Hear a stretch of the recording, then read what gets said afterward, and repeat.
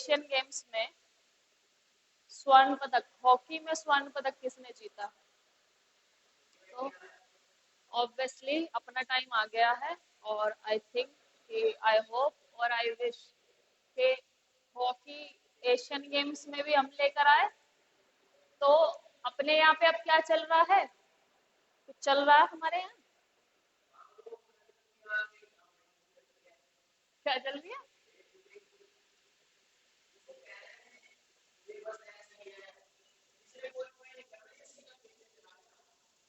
बिना ट्रायल के गए थे ये लोग तो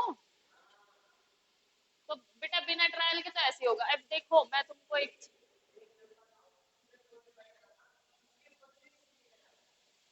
वो टोटल पॉलिटिक्स है, उस पर हम नहीं बात करेंगे वैसे। बट लेकिन मैं तुम लोगों की जानकारी के लिए बता दूं कि जो बिना ट्रायल के जाएंगे, देखो उनके साथ यही होना है। क्योंकि देखो what what what is the real meaning of trial? क्या है trial? Are you fit? Are you in form? यही तो देखा जाता है। अब कोई आउट ऑफ फॉर्म खिलाड़ी चल रहा, हम उसे वर्ल्ड कप खेलने भेज दें? ऐसा पॉसिबल है? नहीं, नहीं भेजते ना। क्रिकेट में तो बिल्कुल नहीं करते इस तरह का। जो देखो, चाहे उसने अपने प्रीवियस उसमें हर मैच में सेंचुरी लगाई हो उस खिलाड़ी ने, लेकिन उस खिलाड़ी को नहीं क्वालिफाई, अगर उसने ट्रायल क्वालिफाई नहीं किया ना तो नहीं भेजते। ठीक है, ये रूल है। अब बिना ट्रायल के भेजा है तो देखो ये तो होगा। और बाकी और हम जज नहीं कर सकते। देखो बेटा अलग रीजन रहते हैं कि एक मैच में फेल हो गए तो क्या ही करें।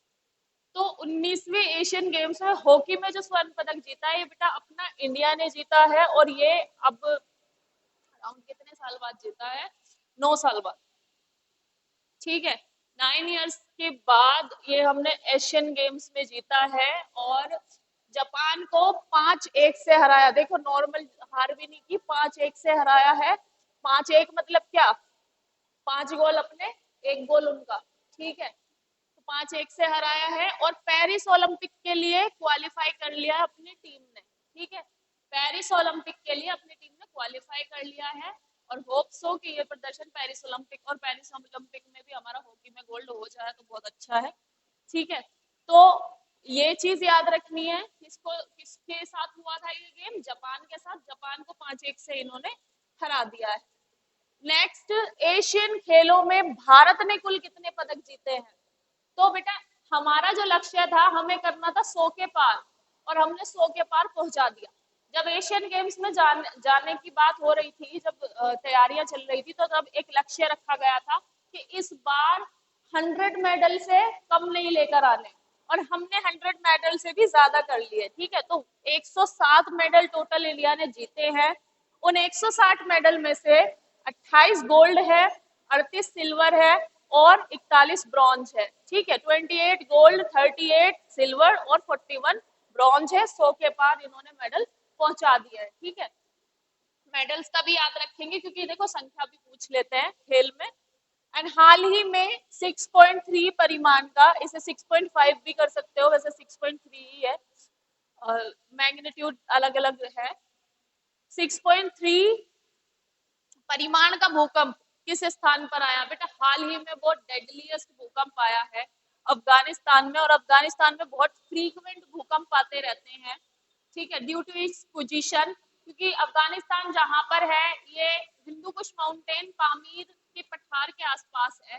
ठीक है, जो कुल्लुन शान, अल्तुन शान, ये जो माउंटेन्स है इन माउंटेन्स के पास है। और ये जो माउंटेन एरिया है ये एक्टिव है। ठीक है, यहाँ पे अभी भी एक्टिविटीज होती रहती हैं। तो अफगानिस्तान में जो है डेडली भूकंप आया है, और ये 6.3 मैग्नीट्यूड का आया है।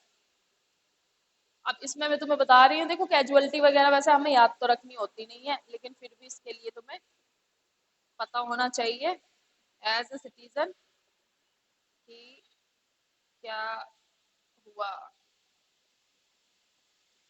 तो बेटा बहुत ज्यादा तीव्रता वाला आया है, और मैग्नीट्यूड इतना ज्यादा है कि अभी तक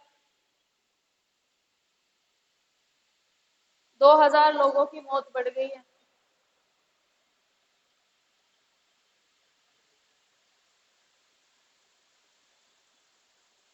देखो कैजुअलिटी कितनी हुई है हमें उस पर जाना नहीं है, बट कैजुअलिटी से ये पता चल रहा है कि आखिर में वहां पे इतने मैग्नीट्यूड का भूकंप आया है तो उसकी वजह से नुकसान कितना हुआ है। ठीक है, 6.3 मैग्नीट्यूड का आया हुआ है और 2000 मौतें हुई हैं। ठीक है, अभी हमारे यहाँ भी झटके महसूस हुए थे, पता है तुम्हें? हमें तो अगली सुबह ही पता चलता है, हमें तो फील भी नहीं होता हुआ था। बट कुछ लोगों ने हमें बताया फोन करके कि भूकंप आया है और तुम्हें नहीं पता चला। मैंने कहा नहीं पता चला, आया था अभी हाल में, आई थिंक एक दो दिन पहले। हाँ, तो झटके महसूस हुए थे। आना इज समथिंग एल्स, आना तो ये है बेटा 2000 मौतें हुई हैं अफगानिस्तान में, आने का मतलब है फ्रीक्वेंटली वहां वो चीज हुई है। झटके महसूस होना मतलब है कि कहीं और चीजें हो रही है और उसका असर हमारे यहाँ देखने को मिला। ठीक है, तो अफगानिस्तान में आया है हाल ही में, याद रखना। नेक्स्ट है, हाल ही में किस राज्य के पनीर चुरपी को जीआई टैग मिला है? तो देखो बेटा, आप जीआई टैग दे रहे हैं ये फिर से, और अब यहाँ के पनीर को जीआई टैग मिला है। अब ये पनीर कौन सा है ये जान लो। अगर किसी भी चीज में कोई खास बात होगी तभी उसे मिलता है। तो बेटा जो ये चुरपी पनीर है, तुमने याक तो देखा होगा, हम पढ़ते थे एबीसीडी में, Y for yak. What is yak? Yak क्या होता है? याक क्या होता है? जा, वो तो मुझे भी पता है, तुमने देखा तो होगा। नहीं देखा? किसके जैसा दिखता है? वाई फॉर याक तुम लोगों से तो कहीं तक मैच नहीं करता याक। याक मतलब it's like a big bull. ठीक है, बिग बुल के जैसा लगता है। और अरुणाचल प्रदेश में बेसिकली बेटा इसको पाला जाता है। ठीक है, याक को पाला जाता है, और ये जो चुरपी पनीर है ये याक के मिल्क से बनता है। ठीक है, जो फीमेल याक होती है उसके मिल्क से बनता है। ठीक है, चुरपी पनीर। अब इसको जीआई टैग मिला है इसकी ऑथेंटिसिटी के लिए।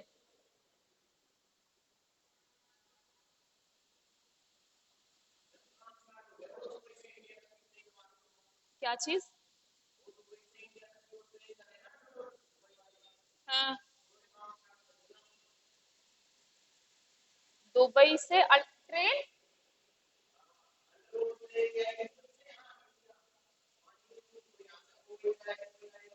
हाँ, काम शुरू हो गया। वो मिडिल ईस्ट कॉरिडोर की बात कर रहे हो जो अभी G20 में अनाउंस हुआ है? अच्छा, अंडर अंडर वाटर आएगी।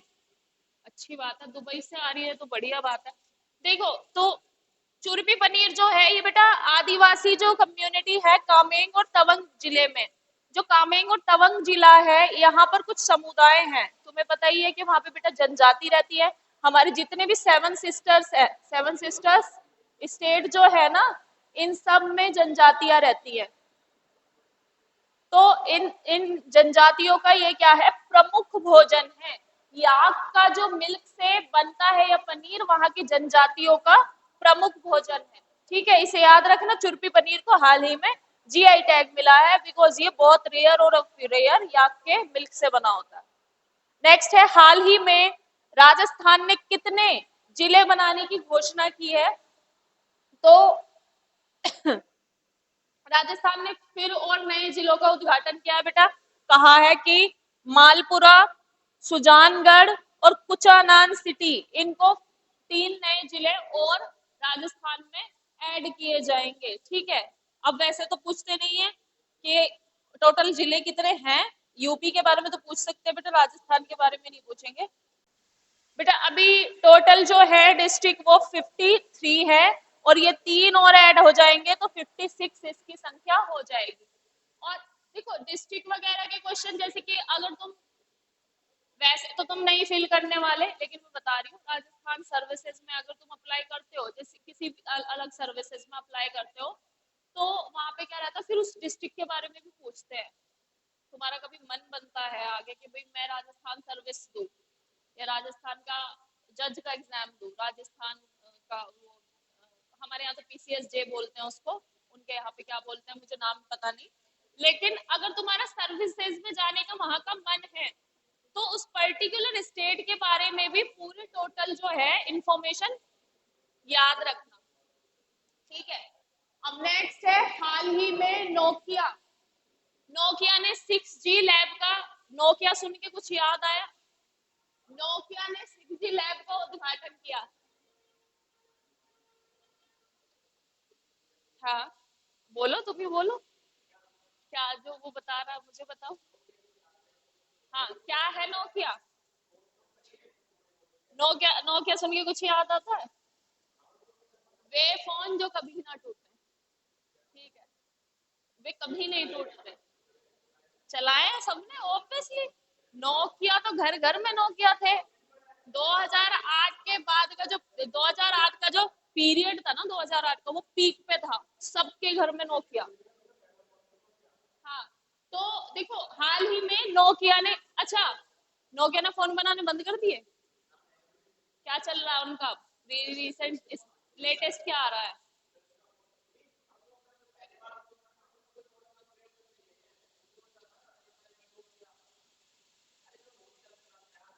पता नहीं, उसका नाम भी ऐसे ही था। हाँ हाँ, कुछ उसका फेमस नाम है वो। हाँ तो देखो नोकिया जो है तुम्हें बताइए बहुत कम्युनिकेशन का जायंट कंपनी रह चुकी है और अभी भी है। तो इसने बेंगलुरु में 6G लैब की स्थापना की है। हाल ही में बेंगलुरु में 6G लैब की स्थापना की है। और you all know Nokia, Nokia के इंट्रोडक्शन की भी जरूरत नहीं है तुम लोगों को, बट फिर भी पता होना चाहिए नोकिया किसकी कंपनी है वैसे, नोकिया। हाँ तो सब गलत है, ना तो जापान है ना चाइना है, नोकिया फिनलैंड की कंपनी है। ठीक है, तो ये याद रखने की बात है, हमें खुद नहीं पता, ये फिनलैंड की कंपनी है बेटा, फिनलैंड की कंपनी है नोकिया। और बेंगलुरु में अभी हमारे जो कम्युनिकेशन मिनिस्टर है उन्होंने यहाँ पर वो लॉन्च किया है। और कम्युनिकेशन मिनिस्टर का भी नाम बता रही हूँ, कौन है हमारे कम्युनिकेशन मिनिस्टर? अश्विनी वैष्णव। ठीक है, रेलवे और कम्युनिकेशन मिनिस्टर जो है हमारे यही है, अश्विनी वैष्णव। इन्होंने बेंगलुरु में 6G लैब लॉन्च किया है नोकिया का। नेक्स्ट, हाल ही में दिव्यांग जन के लिए प्रथम हाईटेक खेल प्रशिक्षण का उद्घाटन कहाँ हुआ?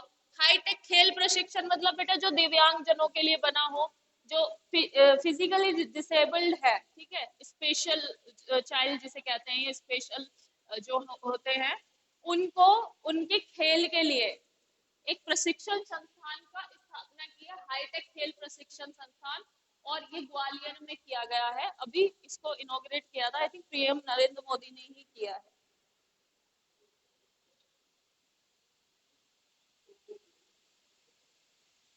ये है, इसका मैं लिख ही रही हूँ तुम लोगों को। हाँ, मध्य प्रदेश में दिव्यांगजनों के लिए इन्होंने उद्घाटन किया है। ठीक है बेटा, क्योंकि हमारे यहाँ पे पैरा ओलंपिक भी होते हैं, पता है तुम्हें? पैरा ओलंपिक होते हैं, पैरा ओलंपिक में वही लोग जाते हैं जो फिजिकली चैलेंज होते हैं। हाँ, और हमारे यहाँ पे अभी लास्ट टू लास्ट ईयर जब पैरा ओलंपिक हुए थे, चाइना में ही हुए थे, तो नोएडा से एक आईएएस है, और I am just forgetting him name, Suraj और समथिंग एल्स, और वो वहां से मेडल जीत कर लाए थे। दीपा मलिक भी लेकर आई थी, शॉर्ट पुट में व्हील चेयर पर है वो दीपा मलिक, वो लेकर आई थी। और मतलब काफी अच्छा रिकॉर्ड है हमारा पैरा ओलंपिक में भी। ठीक है, टैलेंट की कमी नहीं है, इसका मतलब ये है किसी भी फील्ड में हो, इंडिया आगे है। तो हाल ही में दिव्यांगजन के लिए प्रथम हाईटेक खेल प्रशिक्षण का उद्घाटन हुआ है ग्वालियर में। हाल ही में परमाणु मिसाइल ब्यूरो वेस्टनिक का सफल परीक्षण किसने किया? बेटा ये तुम्हारे लिए इंपॉर्टेंट है, ये क्वेश्चन श्योर श्योर आ सकता है। रूस ने अभी ब्यूरो वेस्टनिक जो है मिसाइल का उद्घाटन किया, वो किया है परीक्षण। और ये कैसी मिसाइल है बेटा? ये न्यूक्लियर मिसाइल है, इसका नाम है स्टॉर्म पेट्रेल। स्टॉर्म पेट्रेल नाम से इसे फेमसली जाना जाता है और रूस ने अभी इसका सफल परीक्षण किया है। वर्ल्ड कॉटन डे कब मनाया जाता है? नेक्स्ट है 7 अक्टूबर को प्रतिवर्ष वर्ल्ड कॉटन डे मनाया जाता है। ये वर्ल्ड ट्रेड ऑर्गेनाइजेशन ने इसको 7 अक्टूबर को एवरी ईयर मनाने के लिए वर्ल्ड ट्रेड ऑर्गेनाइजेशन ने शुरू करवाया था। और इसके साथ साथ देखो मैं बता रही हूँ, हमारे यहाँ पे कॉटन होती है, कॉटन उगता है हमारे यहाँ। तो हु इज नंबर 1?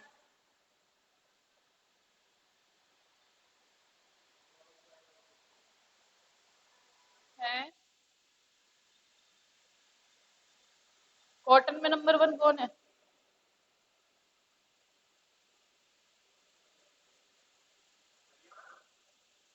हमारे इंडिया में नहीं, पूरे वर्ल्ड में।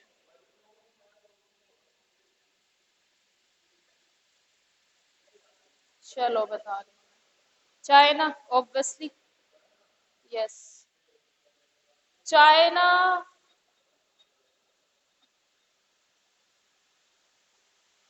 China is the largest cotton producing country. और ऑब्वियस सी बात है, चाइना अगर लार्जेस्ट है तो सेकंड लार्जेस्ट कौन होगा? नंबर 1 पे चाइना है तो नंबर 2 पे आधे से ज्यादा चीजों में इंडिया रहता है। ठीक है, चावल हो या और चीजें हो, तो नंबर 1 पे चाइना है। और we are the second largest producer of cotton in the world, India. ठीक है, और हम एक समय बहुत बड़े प्रोड्यूसर थे कॉटन के। अगर ब्रिटिशर्स हमारे यहाँ नहीं आते, उन्होंने हमारी सारी फसल वसल सब खराब करवा दी है। ठीक है, तो उन्होंने फिर इंडिगो वगैरह और चीजें उगाने के लिए कर दिया था। बाकी कॉटन का जो प्रोडक्शन है सबसे ज्यादा हमारा। और हमारे यहाँ के बेटे कपड़े होते थे, मैंने तो बताया था, एक तो मुस्लिम मलमल कॉटन, फाइन कॉटन का कपड़ा होता था, और एक होता था कैलिकोज।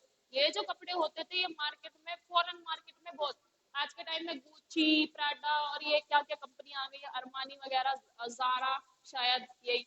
तो इन कंपनियों क्या नाम आज है ना, जैसे ये तो कुछ भी नहीं था। ये कंपनी क्या करती है, कहीं और से उठा लेती है और उस पे अपना बस नाम, इनका क्या है, नाम, ब्रांड, सिर्फ ब्रांड है। ये उस पे अपना टैग लगा देंगे, बेच देंगे, लो जी जारा का है। ठीक है, वो मैं ये नहीं कह रही क्वालिटी नहीं होती, क्वालिटी होती है, अच्छी क्वालिटी होती है, कोई वो नहीं है। बट बेसिकली क्या है, प्रोडक्शन ये नहीं करते हैं, प्रोडक्शन कहीं और होता है और उस पे इनका बस ब्रांड चलता है। बाकी अपने कपड़े की अगर हम बात करें, प्रोडक्शन भी हम ही करते थे और वो ब्रांड था कि ये इंडिया से आया है कपड़ा। अगर कोई रुमाल भी होता ना, उसकी वैल्यू होती थी बाहर कि ये कपड़ा हमने इंडिया से एक्सपोर्ट किया है। उस समय इतनी वैल्यू थी। अब ब्रिटिशर्स आ गए, उन्होंने हैंडलूम बना लिया।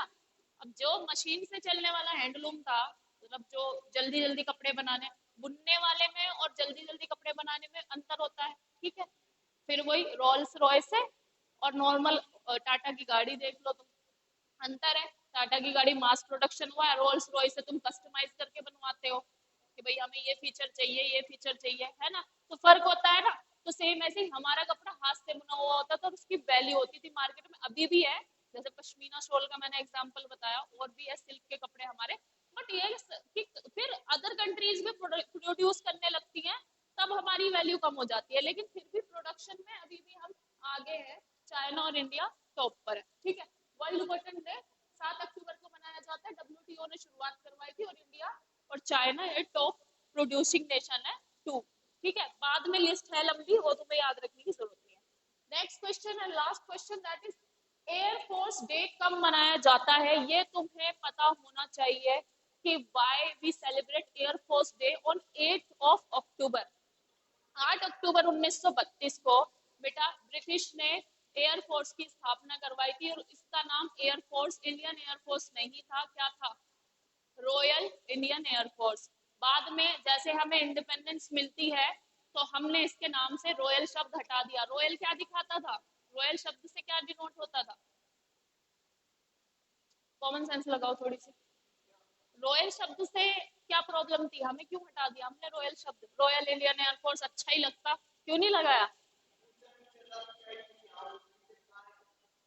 ये रॉयल दिखा रहा था, रॉयल दिखा रहा था कि we are under British crown. ठीक है, किसकी कॉलोनी था इंडिया? ब्रिटेन की। ब्रिटेन में कौन राज करता है अभी भी? किंग और क्वीन है वहां पर।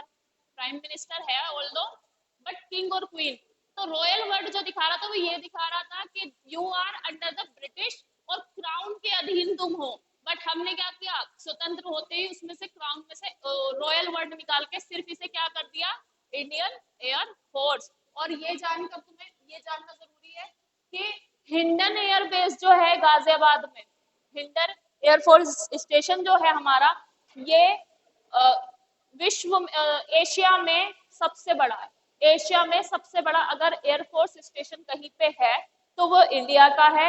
इंडिया की जो वायुसेना है, एयरफोर्स है, वो वर्ल्ड में 4th लार्जेस्ट है। वर्ल्ड की 4th लार्जेस्ट वायुसेना हमारी है। वर्ल्ड की 3rd लार्जेस्ट आर्मी हमारी है। ठीक है, तो देखो हम सुपर पावर ऑलरेडी है, बट ये है कोई मानता नहीं है, वो बात अलग है। मानते भी हैं, वो चाहते नहीं कि इनको रिकॉग्निशन मिले। तुम्हें पता है एक कंटेक्स्ट होता है यूएन सिक्योरिटी काउंसिल का। यूएन सिक्योरिटी काउंसिल में अगर हमें परमानेंट मेंबर की सीट मिल जाती है तो हमें बहुत बेनिफिट होने वाले हैं। बट ये जो है 5 परमानेंट कंट्रीज हैं जो कि हमें ये नहीं करने देती। ठीक है, उस 5 परमानेंट में यूएस है, और ये यूके है, और चाइना है, और उसके अलावा और कौन कौन है, और France. I think so France not Germany, Germany या कुछ कोई है उसमें से। मैं बता रही हूँ 5 परमानेंट। तो ये 5 परमानेंट मेंबर कभी भी हमें नहीं रिकॉग्नाइज करने देते। हमें कभी परमानेंट मेंबर बनने ही नहीं दिया जाता है, क्योंकि वोटिंग होती है वहां पे। क्यों? इन्हें डर है कि हम लोग डोमिनेट कर लेंगे, और इन्हें पता है हम डोमिनेट कर रहे हैं। G20 में देख लो, किसी के यहाँ पे इतना बड़ा G20 का फेस्टिव नहीं हुआ जितना हमारी कंट्री में हुआ। उससे पहले इंडोनेशिया में भी हुआ और कंट्रीज में भी हुआ। अब आने वाले टाइम में ब्राजील में देख लेना अगले साल। लेकिन जैसा हमारे यहाँ G20 हुआ वैसा कहीं नहीं हुआ, चारों तरफ शोर है। तो ये है, we are already super power, but जो दूसरी कंट्री है वो रिकॉग्निशन नहीं दे रही है, बात ये है। और सिक्योरिटी काउंसिल में परमानेंट सीट हमारी होनी जरूरी है, सो दैट कि बाकी सारी चीजें हम अपने कंट्रोल में रख सकें। ठीक है, तो दिस इज डन। और ये याद रखना कि 4th लार्जेस्ट एयरफोर्स हमारी है, और हिंडन एयरबेस गाजियाबाद में जो है ये एशिया में लार्जेस्ट है। और एयरफोर्स की स्थापना 8 अक्टूबर 1932 को हुई थी, और इसका पहला नाम जो था रॉयल इंडियन एयरफोर्स था। स्वतंत्रता के बाद इसके नाम से रॉयल वर्ड हटा दिया था। क्यों हटाया था तुम्हें पता ही है, क्योंकि ये डिनोट करता था ब्रिटिश क्राउन को, और हम ब्रिटिश क्राउन के अधीन हम नहीं है। ठीक है, तो दिस इज डन, याद रखिए।